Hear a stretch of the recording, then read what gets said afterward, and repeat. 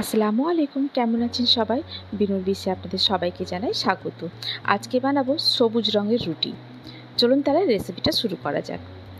সবুজ রঙের রুটিটা বানানোর জন্য আমি কোনো আর্টিফিশিয়াল কালার এখানে ইউজ করিনি। এখানে নিয়েছি আমি মুগ কড়াই।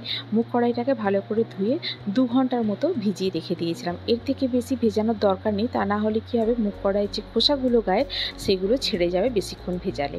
তাই 2 থেকে 3 ঘন্টা ভেজালেই যথেষ্ট। এবারে দিয়ে দিচ্ছি এখানে ধনেপাতা, কিছুটা এরকম হাত দিয়ে ভেঙে দিয়ে দিলেই হয়ে যাবে। আর দিয়ে দেবো এখানে কিছুটা কাঁচা লঙ্কা। কাঁচা লঙ্কাটা যে যার নিজের টেস্ট অনুযায়ী দেবেন, যে যেরকম ঝাল খান। আবার কেউ যদি না চান নাও দিতে পারেন, স্কিপ করতে পারেন। দিয়ে দেবো এতে পরিমাণ মতো লবণ, দিয়ে এটাকে ভালো করে ব্লেন্ড করে নেব। একটু জল লাগবে দিতে এতে, তবে প্রথমেই নয়, আগে এটাকে একটু ভেঙে নেব। আধ ভাঙা মতো হয়ে গেলে তারপর একটু জল দিয়ে খুব সুন্দর করে একটা একদম ফাইন পেস্ট বানিয়ে নেব। যখন পেস্ট বানাবেন এটা কিন্তু খেয়াল রাখবেন যাতে পেস্টটা একদম স্মুথ হয়, তাহলে রুটিগুলো কিন্তু ফুলবে। আর না হলে একটু গোটা গোটা যদি থেকে যায় ডাল, তাহলে কিন্তু রুটি ফুলবে না। এই যে দেখুন আমাদের পেস্টটা একদম খুব সুন্দরভাবে হয়ে গেছে। এবারে আমি একটা মিক্সিং বোল নিয়ে নেব। নিয়ে আমি এতে নিয়ে নেব আটা। আমি আজকে আটা দিয়ে করছি, আপনারা যদি চান তাহলে ময়দা দিয়ে করতে পারেন বা আটা ময়দা মিশিয়েও করতে পারেন। দিয়ে এবারে যে মুগ কড়াইয়ের পেস্টটা রেখেছিলাম সেটা দিয়ে দেবো আটার মধ্যে। আগে অল্প করে দেবো, দিয়ে দেখবো যদি লাগে তাহলে সবটা দিয়ে দেবো। সবটা লেগে যাবে আমার, তবে অল্প অল্প করে দিতে হবে, কেননা সবটা যদি একসঙ্গে দিয়ে দিই আর বাই চান্স যদি বেশি হয়ে যায় তাহলে কিন্তু আটাটা পাতলা হয়ে যাবে। তো অল্প অল্প করে দিয়ে ছেনে নেব। এটা আমি সবটাই এখানে আমার লেগে গিয়েছিলো, তারপর একটু জলও দিতে হয়েছিল আমাকে, দিয়ে ছানতে হয়েছিল। এই যে দেখুন আটাটা পুরো আমার মাখা হয়ে গেছে। আমরা মেদিনীপুরে তো, তাই আমাদের আটা মাখাটাকে আমরা আটা ছানাই বলি।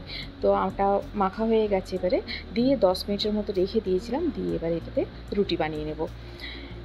যেমন রুটি বানানো হয় সেই রকমই লেচি কেটে নেব, নিয়ে অল্প একটু শুকনো আটা দিয়ে এটাকে বেলে নেব। আমি এখানে শুকনো রুটি সেঁকছি, কেউ যদি চান তাহলে তেল দিয়ে পরোটার মতো করেও সেঁকে নিতে পারেন। এই যে দেখুন রুটিটা হয়ে গেছে রেডি একদম। কালারটাও দেখুন হালকা সবুজ কালার এসছে। এতটাই সবুজ হবে, একদম যে খুব টকটকে সবুজ হবে সেটা কিন্তু হবে না, কেননা এতে কোনো আর্টিফিশিয়াল কালার দেওয়া নেই। ন্যাচারাল কালার যেটুকু সবুজ হওয়ার সেটুকুই হবে। এবারে একটা তাওয়া চাপিয়ে দিয়েছিলাম, তাওয়াটা গরম হয়ে গেলে রুটি যেরকম সেঁকে সেরকমভাবেই সেঁকে নিতে হবে। আচ্ছা, এটা কিন্তু আমি যে রুটিগুলো করেছিলাম সেগুলো ফুলেছিল খুব ভালো করে। আপনারা যখন করবেন তখন এক একটা হতে পারে নাও ফুলতে পারে, তাতে কোনো অসুবিধে নেই। ভালো করে দুদিকটা সেঁকে নেবেন যাতে কাঁচা না থাকে, তাহলে কিন্তু খেতে ভীষণ ভালো লাগে রুটিটা। এইভাবে সবগুলোকে সেঁকে নেব। আজকে আমি এটাকে সার্ভ করেছিলাম, একটু মুগ কড়াই আমি বাঁচিয়ে রেখে দিয়েছিলাম, সেটারই তড়কা করেছিলাম, তো সেটা দিয়ে সার্ভ করেছিলাম। আপনারাও ট্রাই করুন বাড়িতে, করে জানান আমাকে কেমন লাগলো। যদি ভালো লেগে থাকে তাহলে বন্ধুদের সঙ্গে শেয়ার করুন, আর যদি কোনো নতুন বন্ধু থেকে থাকেন তাহলে আমার চ্যানেলটিকে সাবস্ক্রাইব করে পাশে থাকার অনুরোধ রইল। এটা যেটা আমি দিচ্ছি সেটা হচ্ছে অল্প একটু তেল নিয়ে হালকা গরম করে নিয়ে তার উপরে নর্মাল যে গুঁড়ো লঙ্কাটা হয় সেটা ছড়িয়ে দিয়েছিলাম, সেটাই এর ওপরে দিয়ে দিচ্ছি যাতে লাল কালারটা আসে। আজ তাহলে এই পর্যন্তই, আবার দেখা হবে। ভালো থাকুন, সবাইকে ভালো রাখুন। আল্লাহ হাফিজ।